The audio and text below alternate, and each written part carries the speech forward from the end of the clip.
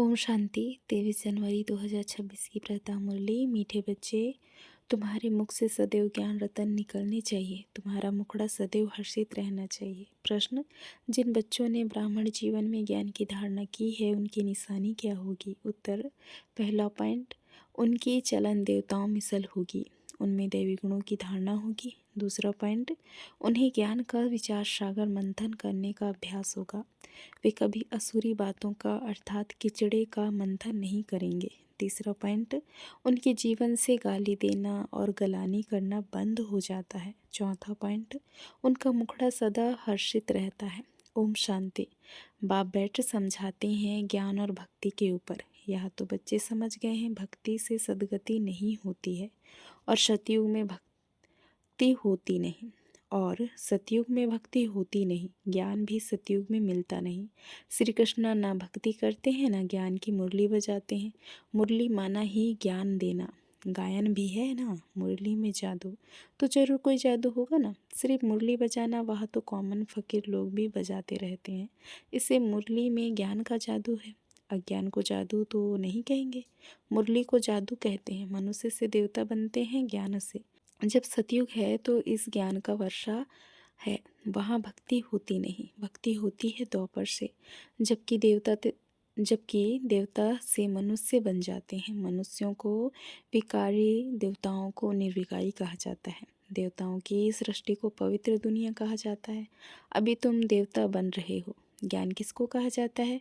एक तो स्वयं की व बाप की पहचान, और फिर सृष्टि के आदि मध्य अंत की नॉलेज को ज्ञान कहा जाता है। ज्ञान से होती है सद्गति।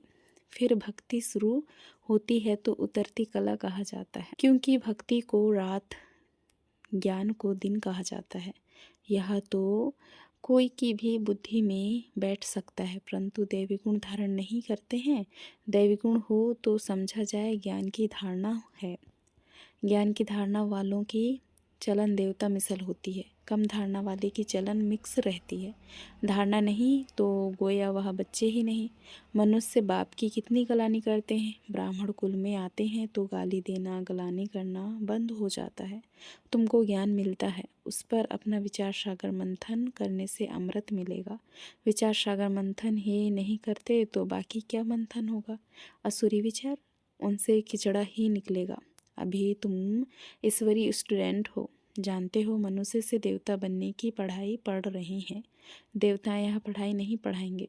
देवताओं को कभी ज्ञान का सागर नहीं कहा जाता है। ज्ञान का सागर तो एक को ही कहा जाता है। देवी गुण भी ज्ञान से धारण होते हैं। यह ज्ञान तो तुम बच्चों को अभी मिलता है, यह सतयुग में नहीं होता।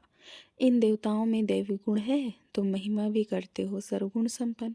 तो अभी तुमको ऐसा बनना है। अपने से पूछना चाहिए, हमारे में सब दैवी गुण हैं या कोई असुरी अवगुण है? अगर असुरी अवगुण है तो उनको निकाल देना चाहिए, तभी देवता कहेंगे, नहीं तो कम दर्जा पा लेंगे। अभी तुम बच्चे दैवी गुण धारण करते हो, बहुत अच्छी अच्छी बातें सुनाते हो, इनको ही कहा जाता है पुरुषोत्तम संगम युग। जबकि तुम पुरुषोत्तम बन रहे हो तो वातावरण भी बहुत अच्छा होना चाहिए। मुख से कोई भी छीछी बात ना निकले, नहीं तो कहा जाएगा यह कर्म कम दर्जे का है। बोलचाल और वातावरण से झट पता पड़ जाता है। तुम्हारा मुखड़ा सदैव हर्षित होना चाहिए, नहीं तो उनमें ज्ञान नहीं कहा जाएगा। मुख से सदैव रतन निकले। यह लक्ष्मी नारायण देखो कितने हर्षित मुख हैं। इन्हों की आत्मा ने ज्ञान रतन धारण किए थे। मुख से सदैव ज्ञान रतन निकलते हैं। रतन ही सुनते सुनाते कितनी खुशी रहती है। ज्ञान रतन जो अभी तुम लेते हो, फिर ये सभी हीरे जवाहरात बन जाते हैं। 9 रत्नों की माला कोई हीरो जवाहरात की नहीं है, इन ज्ञान रत्नों की माला है। मनुष्य लोग फिर वह रतन समझ अंगूठियाँ आदि पहन लेते हैं।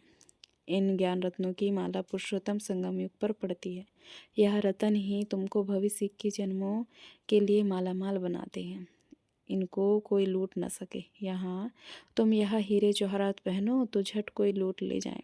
तो अपने को बहुत बहुत समझदार बनाना है, असुरी अवगुणों को निकालना है। असुरी अवगुण से शकल ही ऐसी हो जाती है, क्रोध में लाल लाल तांबे जैसी शकल हो जाती है। काम विकार वाले तो काले बन जाते हैं। तो बच्चों को हर बात में विचार सागर मंथन करना चाहिए। यह पढ़ाई है ही बहुत धन पाने की। वह पढ़ाई कोई रतन थोड़ी है। हाँ, नॉलेज पढ़कर बड़ा पोजीशन पा लेते हैं तो पढ़ाई काम आई, ना कि पैसा। पढ़ाई ही धन है। वह है हद का धन, फिर यह है बेहद का धन। है दोनों पढ़ाई। अभी तुम समझते हो बाप हमको पढ़ाकर विश्व का मालिक बना देते हैं। वह अल्पकाल क्षण भंगुर की पढ़ाई है, एक जन्म के लिए, फिर दूसरे जन्म में नए सिरे से पढ़ना पड़े। वहाँ धन के लिए पढ़ाई की दरकार नहीं। वहाँ तो अभी के पुरुषार्थ से आकीचार अर्थात अतः धन मिल जाता है। धन अविनाशी बन जाता है। देवताओं के पास धन बहुत था, फिर जब भक्ति मार्ग अर्थात रावण राज्य में आए तो कितना था, कितने मंदिर बनाए हुए हैं। फिर आकर मुसलमानों आदि ने धन लूटा, कितने धनवान थे। आज की पढ़ाई से इतना धनवान कोई बन नहीं सकेंगे। तुम अभी जानते हो हम इतनी ऊंची पढ़ाई पढ़ते हैं जिससे यहाँ देवी देवता बनते हैं, तो पढ़ाई से देखो मनुष्य क्या बन जाते हैं, गरीब से साहूकार। अभी भारत भी कितना गरीब है। साहूकारों को तो फुर्सत ही नहीं है। अपना अहंकार रहता है, मैं फलाना हूँ। इसमें अहंकार आदि मिट जाना चाहिए। हम आत्मा हैं। आत्मा के पास तो धन दौलत हीरे जवाहरात आदि कुछ भी नहीं है। बाप भी कहते हैं देह सहित सब संबंध छोड़ो। आत्मा शरीर छोड़ती है तो साहूकार आदि सब खत्म हो जाती है। जब नए सिरे पढ़कर फिर धन कमावे, या तो दान पुण्य अच्छा किया हो तो साहूकार के घर जन्म लेंगे। कहते हैं ना, पास्ट के कर्मों का फल है। नॉलेज का दान किया होगा, वह कॉलेज धर्मशाला आदि बनाई है तो उसका फल मिलता है, परंतु अल्पकाल के लिए। यह दान पुण्य भी यहाँ किया जाता है, सतयुग में नहीं किया जाता है। सतयुग में अच्छे ही कर्म होते हैं क्योंकि अभी का वर्षा मिला हुआ है। वहाँ कोई भी विकर्म होता नहीं क्योंकि रावण ही नहीं है। गरीबों का भी विकर्म नहीं बनेगा। यहाँ तो साहूकारों के भी विकर्म बनते हैं, तब तो यह बीमारियाँ आदि दुख होते हैं। वहाँ विकार में जाते ही नहीं तो विकर्म कैसे बनेंगे। सारा मदार है कर्मों पर। यह माया रावण का राज्य है। जो मनुष्य विकारी बन जाते हैं, बाप आकर पढ़ाते हैं निर्विकारी बनाने के लिए। बाप निर्विकारी बनाते हैं, माया फिर विकारी बना देती है। रामवंशी और रावणवंशी की युद्ध चलती है। तुम बाप के बच्चे हो, वह रावण के बच्चे हैं। कितने अच्छे अच्छे बच्चे माया से हार खा लेते हैं। माया बड़ी प्रबल है, फिर भी उम्मीद रखते हैं। अधम से अधम अर्थात बिल्कुल पतित का भी उद्धार करना होता है ना। बाप को तो सारे विश्व का उद्धार करना होता है। बहुत गिरते हैं, एकदम चट खाते में अधम से अधम बन जाते हैं। ऐसे का भी बाप उद्धार करते हैं। अधम तो सब हैं रावण राज्य में, परंतु बाप बचाते हैं। फिर भी गिरते रहते हैं तो बहुत अधम बन जाते हैं। उनका फिर इतना चढ़ना नहीं होता है। वह अधमपना अंदर खाता रहता है। जैसे तुम कहते हो अंतकाल जो उनकी बुद्धि में वह अधमपना ही आता रहेगा। तो बाप बैठ बच्चों को समझाते हैं, कल्प कल्प तुम ही देवता बनते हो। जानवर बनेंगे क्या, मनुष्य ही बनते हैं। और समझते हैं इन लक्ष्मी नारायण को भी नाक कान आदि हैं, मनुष्य हैं ना, परंतु देवी गुणों वाले हैं, इसलिए इनको देवता कहा जाता है। यहाँ ऐसा सुंदर देवता कैसे बनते हैं, फिर कैसे गिरते हैं, इस चक्र का तुमको मालूम पड़ गया है। जो विचार सागर मंथन करते होंगे उनको धारणा भी अच्छी होगी। विचार सागर मंथन ही नहीं करते हो तो बुद्धू बन पड़ते हैं। मुरली चलाने वाले का विचार सागर मंथन चलता रहेगा। इस टॉपिक पर यह समझाना है, ऑटोमेटिकली विचार सागर मंथन चलता है। फलाने आने वाले हैं, उन्हों को भी उल्लास है, उल्लास से समझाएंगे। हो सकता है कि कुछ समझ जाए, भाग्य पर है। कोई झट नीचे करेंगे, कोई नहीं करेंगे। उम्मीद रखी जाती है, अभी नहीं तो आगे चलकर समझेंगे ज़रूर। उम्मीद रखनी चाहिए ना। उम्मीद रखना माना सर्विस का शौक़ है, थकना नहीं है। भल कोई पढ़कर फिर अधम बना है आता है तो ज़रूर उनको विजिटिंग रूम में बिठाएंगे। वह कहेंगे चले जाओ। ज़रूर पूछेंगे इतने दिन क्यों नहीं आए। कहेंगे माया से हार खा ली। ऐसे ढेर आते हैं, समझते हैं ज्ञान बहुत अच्छा था, परंतु माया ने हरा दिया। स्मृति तो रहती है ना। भक्ति में तो हारने और जीतने की बात ही नहीं रहती। यह नॉलेज धारण करने की है। अभी तुम बाप द्वारा सच्ची गीता सुनते हो जिससे देवता बन जाते हैं। बिगर ब्राह्मण बने देवता बन नहीं सकते। क्रिश्चियन पारसी मुसलमानों में ब्राह्मण होते ही नहीं। यह सब बातें अभी तुम समझते हो। तुम जानते हो अल्प को याद करना है। अल्प को याद करने से ही बात सही मिलती है। जब भी तुमको कोई मिले बोलो अल्फ अल्लाह को याद करो। अल्प को ही उच्च कहा जाता है। उंगली से अल्प का इशारा करते हैं ना, अल्प को ऐसा भी कहा जाता है। एक ही भगवान है, बाकी तो सब हैं बच्चे। बाप तो सदैव अल्प ही रहते हैं, बादशाही करते नहीं, ज्ञान भी देते हैं, अपना बच्चा भी बनाते हैं। तो बच्चों को कितनी खुशी में रहना चाहिए। बाबा हमारी कितनी सेवा करते हैं, हमको विश्व का मालिक बनाते हैं, फिर खुद उस नई पवित्र दुनिया में आते ही नहीं। पावन दुनिया में उनको कोई बुलाते ही नहीं, पतित ही बुलाते हैं। पावन दुनिया में क्या आकर करेंगे, उनका नाम ही है पतित पावन। तो पुरानी दुनिया को नया बनाने की उनकी ड्यूटी है। बाप का नाम है शिव और शालिग्राम बच्चों को कहा जाता है। उनकी पूजा होती है, शिव बाबा कहा सब याद करते हैं। दूसरा ब्रह्मा को भी बाबा कहते हैं। प्रजापिता ब्रह्मा कहते तो बहुत हैं, परंतु उनको यथार्थ रीति जानते नहीं हैं।